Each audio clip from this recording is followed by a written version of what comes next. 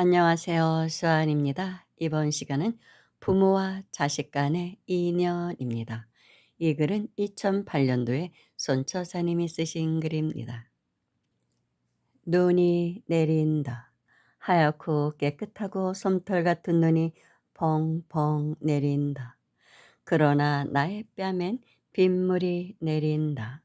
엄마가 있지만 버림받은 고아 인양. 무엇이 그리 서글픈지 꼭꼭 소리를 내며 펑펑 빗물을 쏟아낸다. 팔짱을 낀 연인들이 마냥 즐거운 듯이 앞을 지나간다. 세상 사람들이 즐거워할 시간. 하지만 나는 왜 이렇게 벤치에 앉아 울어야만 하는 걸까? 엄마에게 하고 싶었던 말들. 차마 할 수 없어 편지지에 옮겼건만 이것마저 전해줄 자신이 없어 한 장 한 장 찢어버린다. 엄마 미안해. 엄마 사랑해. 나도 엄마에게 사랑받는 자식이고 싶어. 그러나 엄마가 나를 알지 못하듯이 나 또한 엄마를 알지 못해. 엄마 미안해. 자녀 중심으로 돌아가는 세상에서 요즘의 아이들은 엄친아에 엄청 시달리다 못해 초록빛 같은 아이들의 가슴은 검푸르게 멍들고 있다. 눈뜨기 무섭게 엄마의 잔소리는 시작되고 가히 광신적이라 할 수 있는 엄마는 항상 옆집 누구누구의 아이를 들먹이며 누구네 아이는 얼마나 성적이 올랐고 누구네 아이는 전교에서 몇 등이더라 하며 이런저런 비교를 하며 때론 약간의 실수도 아빠에게 고자질을 하여 나쁘고 못난 아이임을 인식시키는 어리석음을 되풀이한다. 부모들은 아이들의 성적을 올리기 위해 혹은 아이를 올바른 사람으로 키운다는 명제 아래 끝없는 잔소리를 해댄다.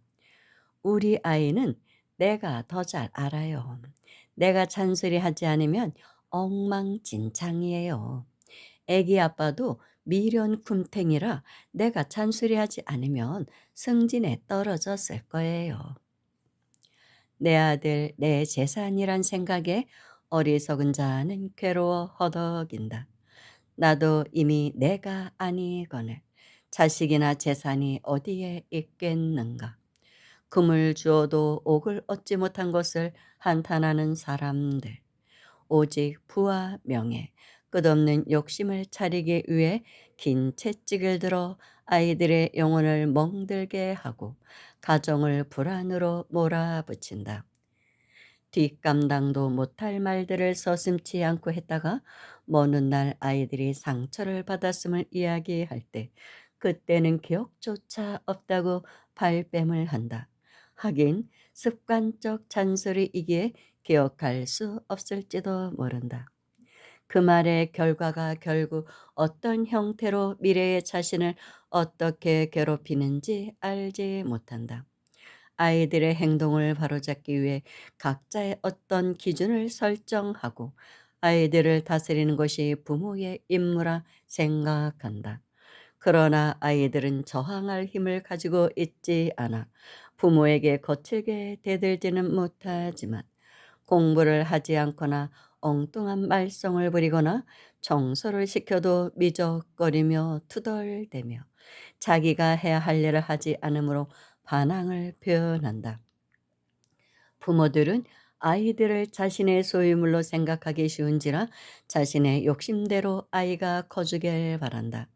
아이들을 변화시키고자 하려면 우선 부모 자신부터 변화여야 한다.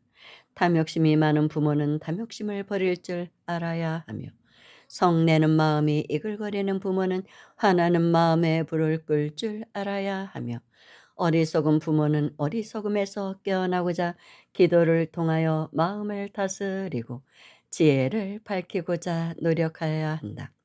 부부 간의 인연, 부모와 자식과의 인연, 선한 인연일 수도 있고 악한 인연으로 만날 수도 있다. 선한 인연으로 만났다 하더라도 인연을 잘못 판단하여 어리석은 행위 이어진다면 곧 악한 인연으로 과를 맺게 될지도 모른다. 반면에 악한 인연으로 만났더라도 고통을 업보의 과보로 받아들일 줄 알고 새로운 인연의 씨앗을 심어갈 수만 있다면 분명 선한 과를 만들어 즐거움을 안겨주리라 본다. 가정이란 울타리에서 어떤 업으로 인연 지어져 만난 것이 분명하구만 우리는 그것을 알지 못한다. 지난해 이맘때쯤 아이의 문제로 상담이 들어왔다. 아이가 엄마에게 반항하듯이 말대꾸를 하는 짓이며 학교 공부는 아예 뒷전이고 허구한 날 껄렁한 친구들과 어울려 놀기에 여념이 없고 가족과는 어울리기 싫어한다는 문제아에 대한 상담이었다. 일단 전화 상담인지라 낙태에 대한 참여를 하며 49일 동안 대한 지장 기도를 해보라고 권했다. 그동안 가정사에서 일어났던 일들을 이야기한다. 어릴 때부터 아이는 잦은 병치레를 하여 병원을 자주 찾았지만 병원에서도 뚜렷한 진단을 하지 못하였고 어느 유명하다는 사람들을 찾아갔지만 오히려 그분들이 겁을 내고 자기네들의 힘으로서는 어쩔 수 없다는 등 도대체가 아이에 대해서 아는 것이 없다는 것이다. 학교에 갈 때면 핫바지 옷을 입고 고무신을 신고 가방을 덜렁덜렁 흔들며 학교를 가니 학교 선생님은 또라이라고 놀려대고 약간 정신이 이상한 놈이며 괴짜 아이 문제아라고 하여 이런 일로 인해 아이에게 그런 모습을 학교에서 보이지 말라 하면 아이는 내 모습이 어때서 그러냐고 내가 편해서 입는 옷인데 다들 왜 그러냐고 엄마에게 퉁명스럽게 대꾸하기 일쑤이고 엄마가 나의 마음을 알아주지 않는다고 불평한단다. 아이에 대한 여러 정황을 들어보았을 때 아마도 전생의 수행자인 것 같다며 아이에 대한 집착을 끊고 법명을 받아주며 법명 받는 날을 생일로 할 것이며 항상 법명을 불러주고 기도방을 만들어 항상 기도하는 모습을 아이에게 보여주고 많은 생명을 살려주며 법보시를 하여 아이의 가는 길을 열어주며 지장기도를 하라고 일러주었다.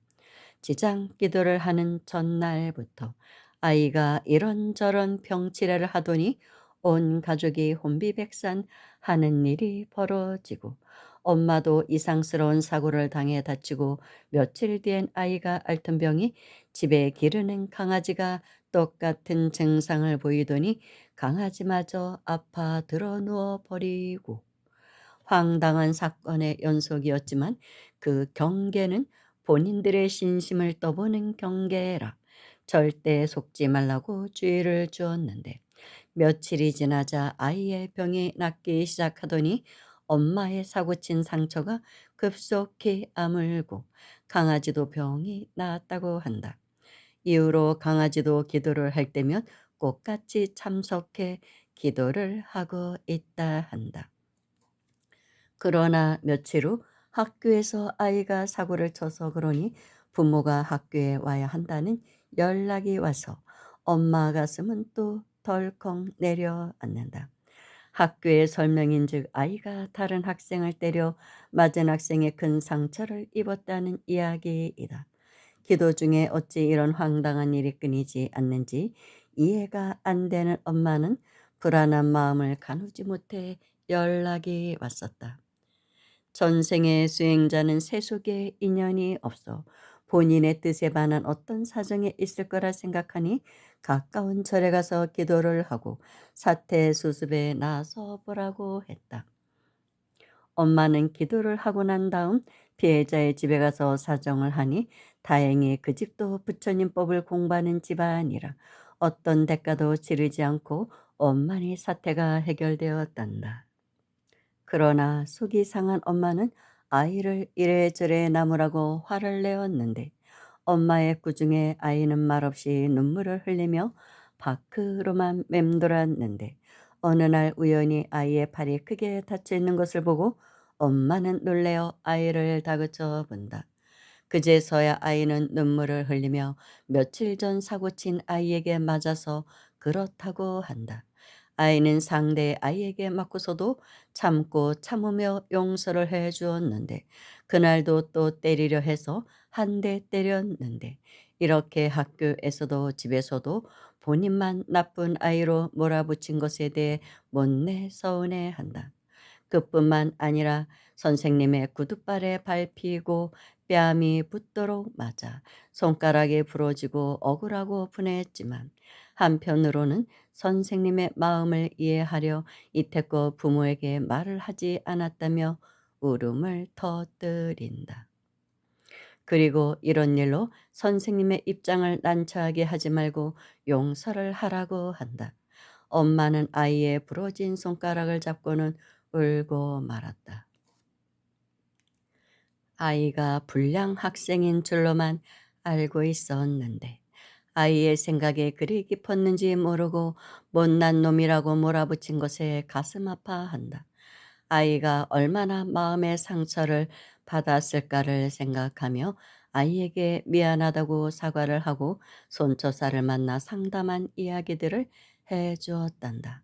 아이는 본인이 전생의 수행자란 말에 고개를 갸우뚱하더니 손처사를 만나고 싶어 한단다. 아이를 만났다. 아이는 염주를 가지고 있었다. 그리고 항상 목탁을 치고 싶었단다. 예불 시간에 처음 해본다는 예불이지만 아이는 곧잘 따라하기도 하며 화엄경 약창계 같은 경우에도 서툴지 않게 곧잘 하는 것을 보니 습관이 몸에 배인 것 같다. 아이에게 전생의 수행자는 발언을 하고 이 생에서도 수행을 하게 되며 머리 깎고 절에 들어가서 수행을 하기도 하지만 때로는 세속에서 보살행 공부를 하는 것도 있음을 이야기했다. 아이의 학교 성적을 물어보았더니 학반에서 하위권의 성적이라 한다. 전생의 수행자는 세속의 공부가 재미있을 리 없으며 감수성이 강한 음악, 문학, 예술 계통을 좋아한다. 아이와 이야기하는 동안에도 엄마는 연신 눈물을 보이며 제발 중간치 성적이라도 나와 대학은 가야 하지 않느냐고 한다.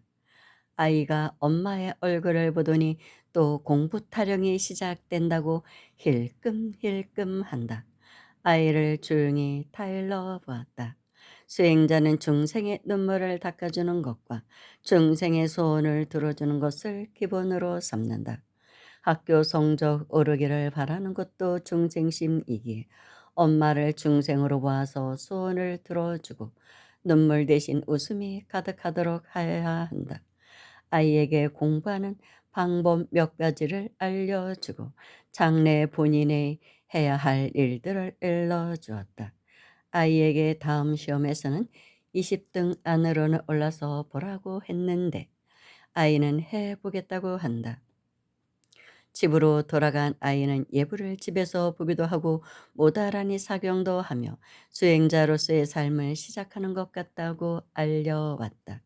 그러나 진작 중간고사 기간 중에 아이는 노래방에서 놀기가 일쑤이고 책 보는 것을 보지 못한다는 엄마의 울음 섞인 전달에 아이는 노래방에서 노는 것 같아도 정신은 공부를 하고 있으니 두고 보자고 했다. 시험 성적이 나오는 날 엄마로서는 이해할 수 없는 일이 일어났다. 아이는 약속대로 성적이 껑충 올라 17등을 하게 되어 약속을 지켰다. 그뿐만 아니라 누가 시키지도 않았는데 틈틈이 모은 돈으로 떡국을 만들어 친구들과 양로원을 찾아가 유문도 하더란다. 벤치에 앉아 홀로 울고 있던 아이는 이제는 본래의 자리로 돌아와 수행의 길을 걷는다. 엄마, 엄마가 절 사랑하게 하기 위해서 나는 무엇을 해야 하나요? 엄마와 나 사이 어떤 문제도 불보살님의 원력으로 극복할 수 있었는데도 왜 이렇게 많은 눈물을 흘려야만 했을까요? 모든 부처의 어머니가 관음보살이듯이 엄마는 수행자를 위한 관음보살이 되기를 바랄게요. 나 또한 관음보살의 자식답게 한 발짝 한 발짝 부처님께 다가가겠어요. 세세생생. 아이는 1년 만에 놀랍게 달라졌다. 사찰을 보호하고자 문화재 관리학과를 목표로 하고 산속에 노스님들이 몸이 아프면 제가자들이 돌보아야 할 공간이 필요하기에 열심히 노력하여 돈도 모아서 꼭 거동이 힘든 노스님들을 돌보고 싶어 한다. 그러기 위해선 공부를 하여야 한다고. 누가 무엇라 해도 공부 중. 아이는 성적이 껑충 뛰어올라 현재는 2, 3등을 하고 있으며 문화재 관리학과는 학교장의 추천이 있어야 하는데 교장 선생님, 담임 선생님뿐만 아니라 학생들 사이에서도 인기가 높아 학교장의 추천은 무난하리라 본단다. 기쁜 일이 무엇이며 웃을 일이 무엇인가. 나의 탐욕과 성냄이 나를 불구덩이에 몰아넣고 무지에서 헤어나지 못하게 함이 아니던가. 좋은 말에 사랑의 채찍을 가하면 목숨을 걸고 멀리 달릴 수 있듯이 부모 자식 간의 인연, 믿음을 갖고 뜻을 세우고 정진해 나간다면 인연의 소중함을 깨닫게 되리라. 눈이 내린다. 하얗고 깨끗하고 솜털 같은 눈이 펑펑 내린다. 그러나 나의 뺨엔 웃음과 함께 이슬이 맺힌다. 엄마는 관음보살이고 나는 수행자다. 세상 사람들이 즐거워할 시간. 하지만 나는 공부를 해야 한다. 관음보살의 자식답게 한 발짝 한 발짝 부처님께 다가가야 한다. 엄마에게 하고 싶었던 말들 차마 할 수 없어 편지지에 옮긴다. 엄마 사랑해. 이제 엄마를 알고 나를 알 것만 같아. 나는 이제 엄마의 눈물을 닦아주고 엄마의 바람이 이루어지도록 할 거야. 엄마 사랑해. 엄마도 사랑해 줄 거지? 나무아미타불 관세음보살, 나무아미타불 관세음보살, 나무아미타불 관세음보살. 감사합니다.